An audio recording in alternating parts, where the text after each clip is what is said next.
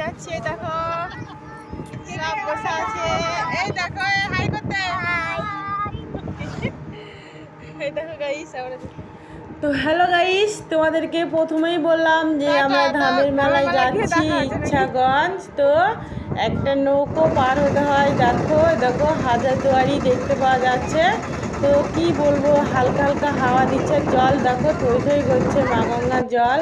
তো তার পাশাপাশি আর একটা নৌকা চলে এসছে, দেখো এই দেখো ওরা হাই করে দিল। তো এই গঙ্গাটা পার হয়ে গিয়েই খানিকটা হেঁটেও যেতে পারো তোমরা, বা টোটোতেও যেতে পারো।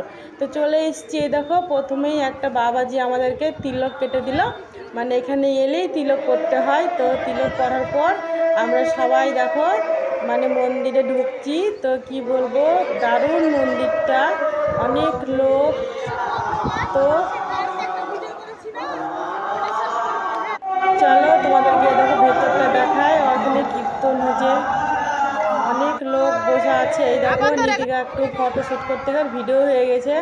এই দেখো এখানে পদ্মফুল, এই কত সুন্দর যে জায়গা, কি বলবো। এই যে মন্দিরটা অনেকটা মানে পুরো 500 বিঘার উপর মানে মন্দিরটা আছে। অনেক বসার জায়গা আছে, তোমার শোয়ার জায়গা, খাওয়া দাওয়ার জায়গা, অনেক কিছু।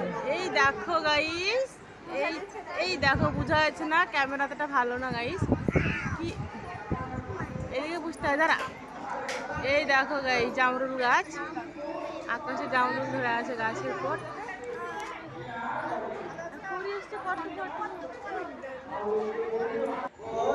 তোমরা এখানে না এলে বুঝতেই পারবে না যে এত সুন্দর মেলা।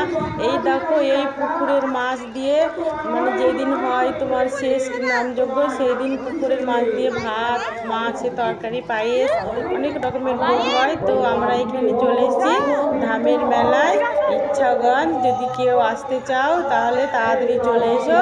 আর তারপর তোমাদেরকে দেখাচ্ছি, প্রচুর প্রচুর মেলা বসেছে, মেলার কাছে যাই। টাটা, আমার ভিডিওটা দেখতে থাকো, বাই।